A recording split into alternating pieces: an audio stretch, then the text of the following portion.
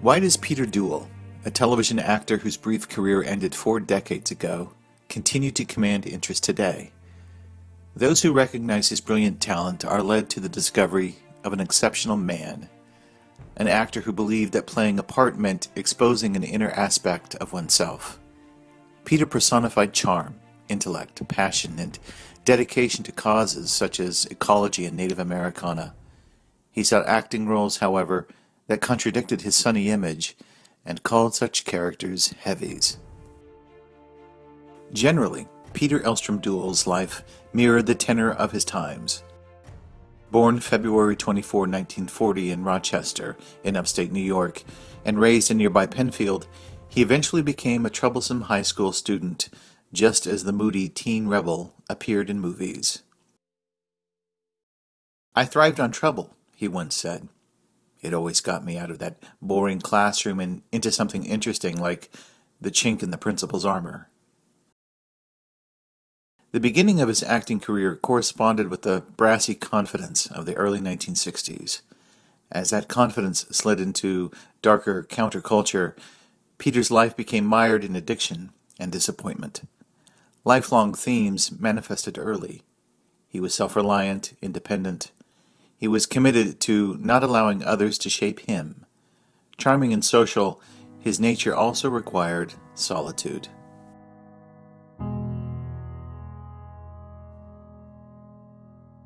Peter Duel was the eldest of 3 surviving children of Dr. Ellsworth Schult Duel and Lillian Marcella Elstrom.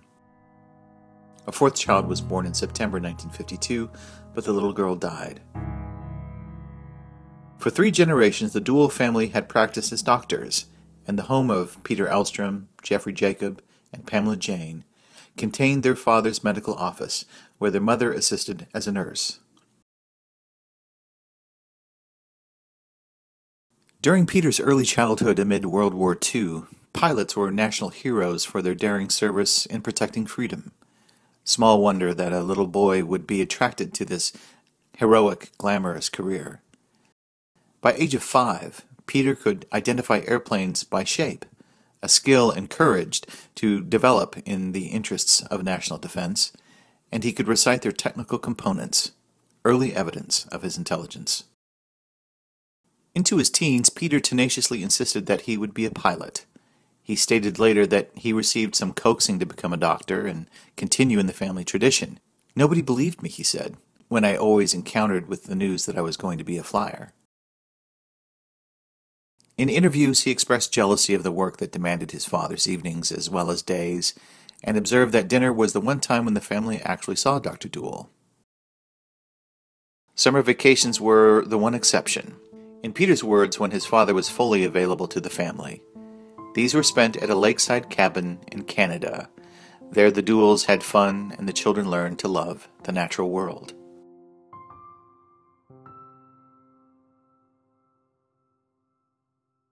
During his years in Penfield, Peter enjoyed exploring the town's undeveloped woods. He was a Boy Scout and went to scout camp, where he eventually became a counselor and instructor. The skills he learned were a source of pleasure throughout his life, and nature grew to mean much more to him than a source of materials for human goals. The reverence he felt made it a great shock when housing developments began to destroy the land around his hometown. The movement from city to suburbs had begun, and tracts of housing replaced the fields and woods where Peter had roamed alone for hours. In 1953, and only 13 years old, Peter became a high school freshman. As he progressed through high school, his grades were good, but his behavior was disruptive. "I resented the way the school was ruining my day," he said, "making me hang around between classes." Outside of class, he was busy and involved in school life, joining in activities ranging from sports and student government to membership in the prestigious National Thespian Society. But he began to drink early and drove while drunk, though such behavior at the time was part of a rebel persona and not considered to be the problem it is today. When his 17th birthday arrived, he went to the Air Force recruitment office to enlist for pilot training and was immediately rejected because he had 20/30 vision. All his commitment to his dream, all his study of airplanes, and the insistence that he would be a pilot were made worthless. It was a hard lesson in how life shapes itself despite heartfelt plans. At the time, though, this rejection was the harsh ending of his dream. In a 1967 interview, Peter described a period of severe unhappiness during his high school years. It seems probable that this was his junior and senior years. Not only had his career plan been dashed, but he'd fallen in love for the first time and felt the subsequent breakup keenly. As college approached, he feared it would further diminish him. "I'd be educated like every other guy who ever went to college," he said. "I'd be given little chance to become Peter Duel." Perhaps believing that circumstances were shaping his future, he considered suicide. "I thought about it a long time," he recalled in an interview. "I felt useless. I was ambitious for nothing. I kept feeling I was on the wrong track and would never get off." The decision was the result of deliberate analysis. After examining his life, he concluded that killing himself was the only sensible thing to do. Fortunately, he didn't follow through, but it wasn't because his outlook brightened. His self-disparaging observation about remaining alive was this: "I discovered there was one thing I didn't have, the guts to take my own life." In the autumn of 1957, Peter entered St. Lawrence University as a liberal arts major.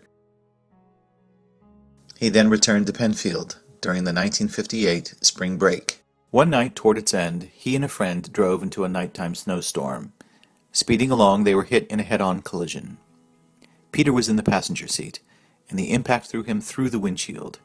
He suffered facial cuts and nearly severed his tongue with his teeth.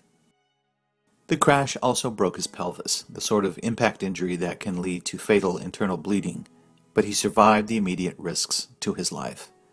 4 weeks of hospitalization were then followed by months of recovery on crutches at his parents' home.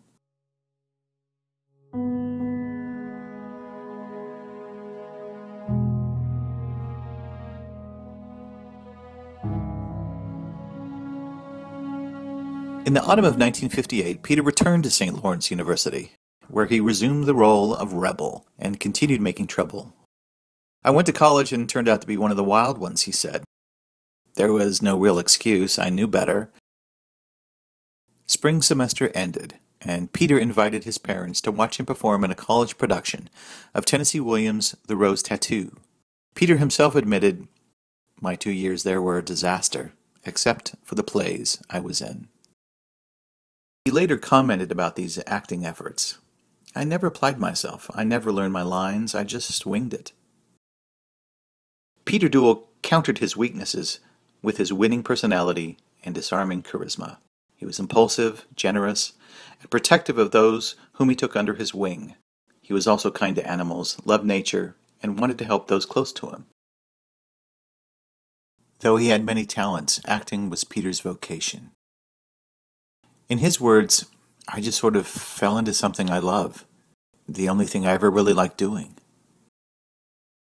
He moved to New York City in 1960 to live modestly in a YMCA, cleaning its bathrooms and hallways to pay his rent.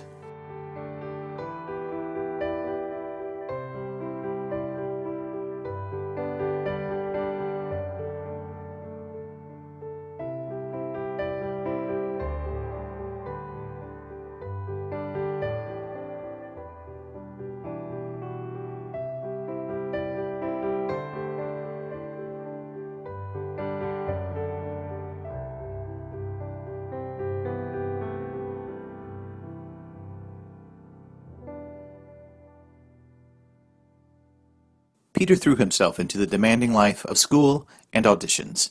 He completed the American Theater Wing program in 1962, having appeared in every play staged by the drama department.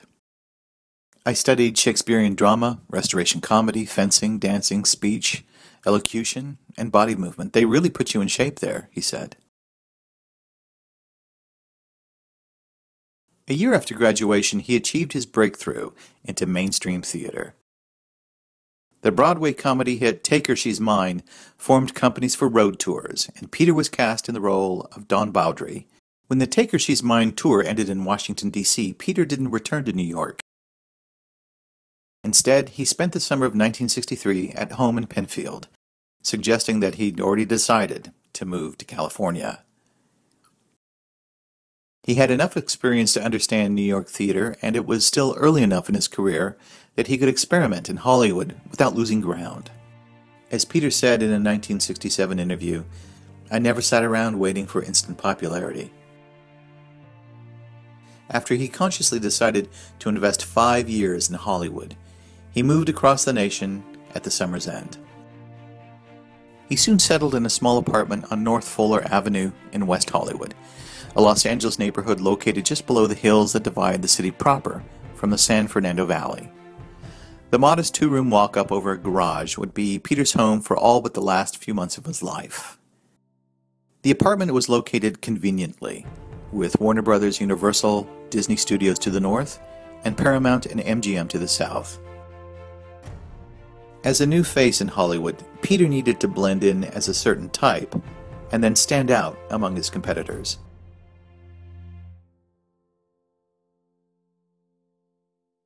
You know, the trouble with you is anybody's a square if they dig anything that was cut more than a week ago. Oh. Take that! Very clever. Okay, now look, you guys, absolute quiet. Anybody makes a noise is going to get thrown out. See how? Oh, all thumbs and 2 left feet. And this thinks he can make the swimming team. His work to this point had been the successes of a beginner. That cat could star in both ends of a double feature weirdo. It was progress, even if it appeared slow to an ambitious young man. His thoughtful enthusiasm, commitment to acting, and slightly offbeat approach to the industry did the trick.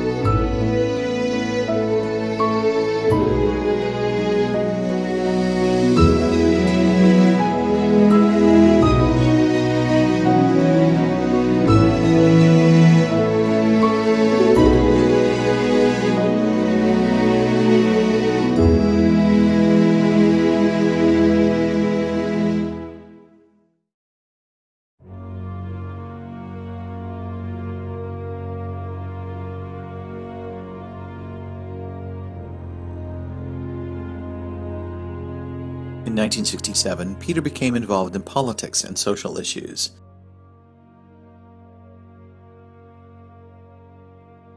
Drawn to McCarthy, whom Peter called a philosopher king, and to his stand against the Vietnam War, Peter and a set of young Hollywood actors threw themselves into the campaign as volunteers. Peter attended the 1968 Chicago Convention, and after seeing riots begin, went down into the city streets. At one point he was confronted by a National Guardsman holding a rifle and bayonet. It was as if someone had suddenly taken the blinders off of me. I had to go back and rethink everything and strip myself of the myths and half-truths, he said afterward about his campaign experiences. He began to use interviews as a forum to express his opinions and promote causes to which he was committed, especially ecology. As the mood of the nation darkened, his did too. He expressed increasingly pessimistic feelings and once described himself as the patron of lost causes. Hi, this is Pete Duel.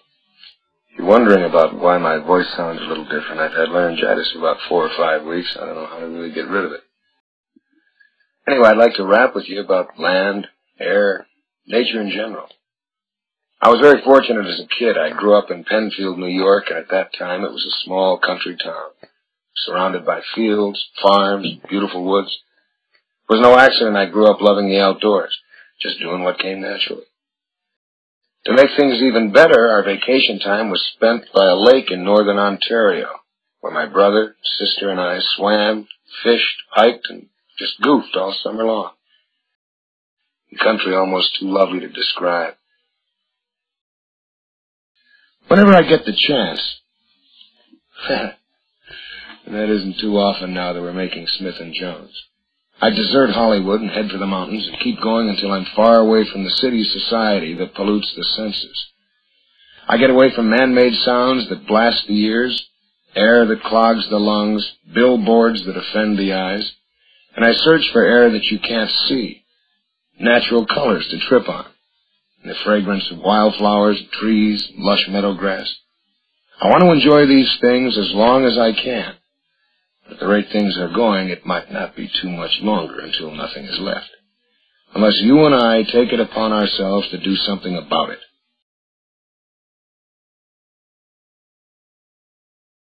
The last 2 years of Pete's life were filled with events whose cumulative impact was more than he could bear.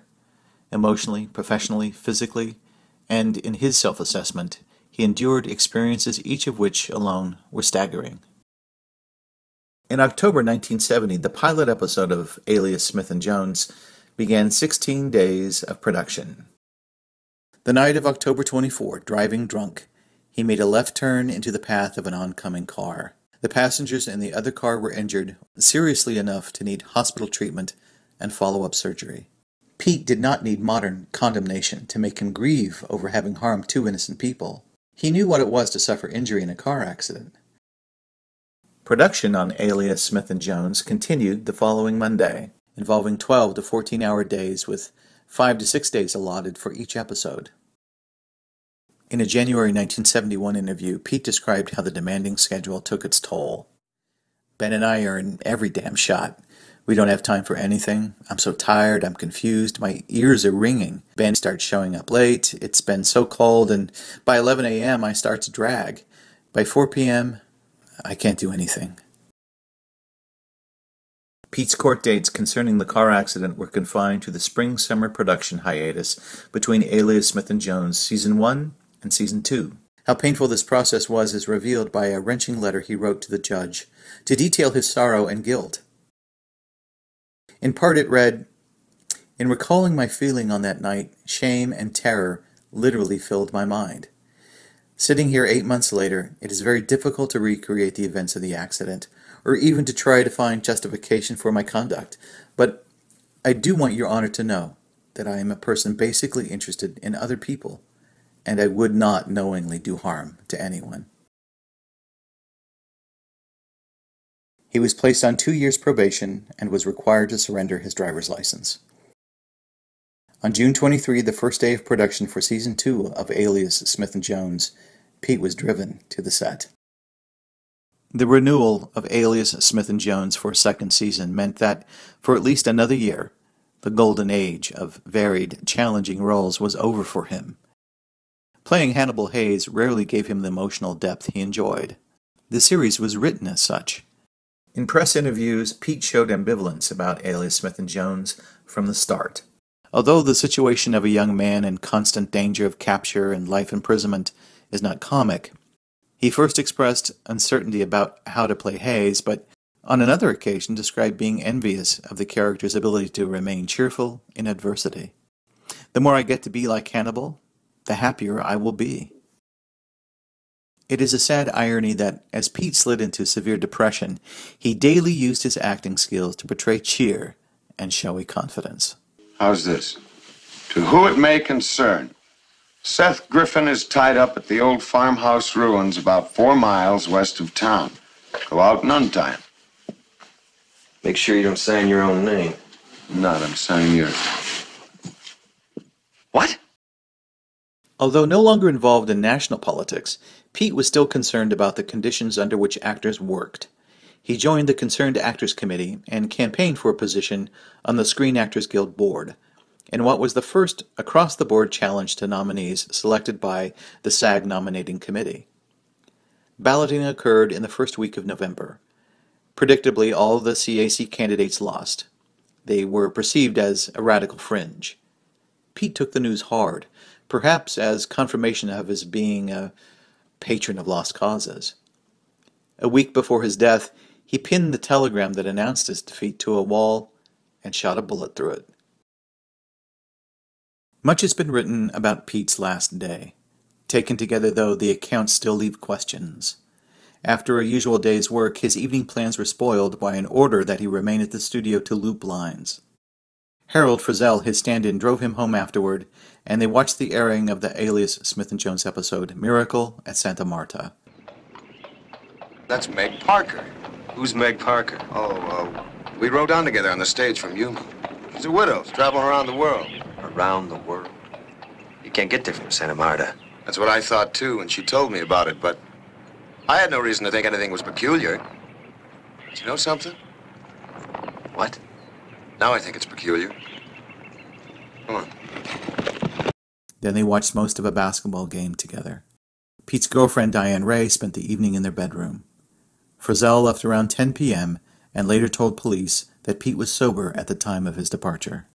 So it is unknown when Pete began to drink, but his autopsy showed that he apparently drank rather heavily late that night. Ray's recollection of events years later goes something like this. Pete opened Christmas presents and tried to get her to share the fun. Finally, he joined her in bed. After an argument with her, he got out of bed, took his .38 revolver from a drawer, and sat on the floor to examine it. According to her, he suddenly got to his feet, walked into the bathroom, and turned to say, "See you later." He then continued into the living room, where he immediately shot himself through the head. In the early hours of December 31st, 1971, Peter Elstrom Deuel ended his life.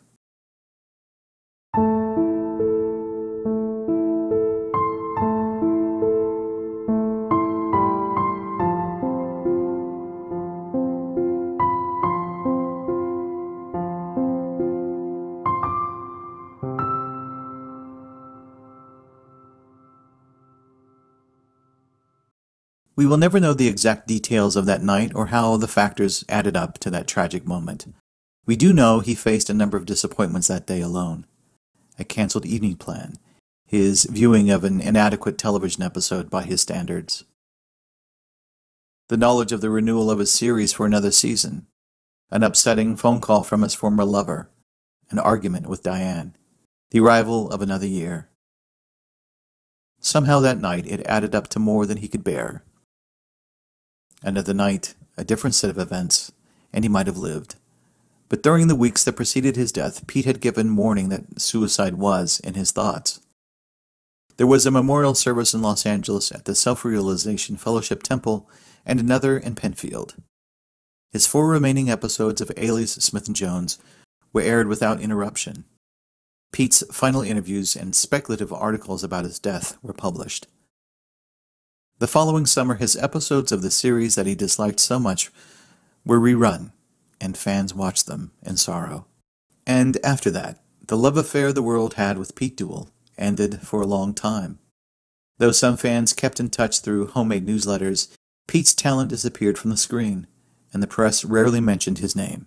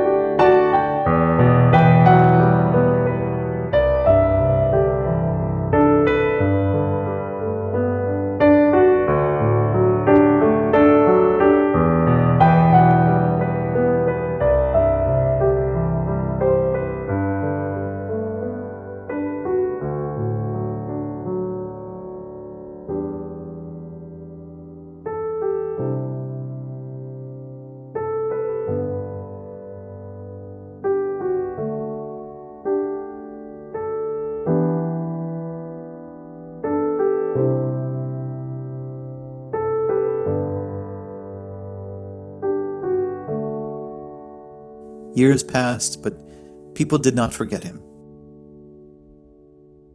When videocassette recorders were invented, fans collected and shared his performances spread throughout so many series. For the first time, it was possible to view Pete's work in nearly its entirety. The internet allowed these determined people to find each other and share their love and memories of Pete Duel. The emergence of this community then led to websites and blogs, guest books, and books. The rebroadcasting of Alias Smith and Jones in 2005 on the Encore Westerns channel, and again in more recent years, have won him new fans of a generation born after his death.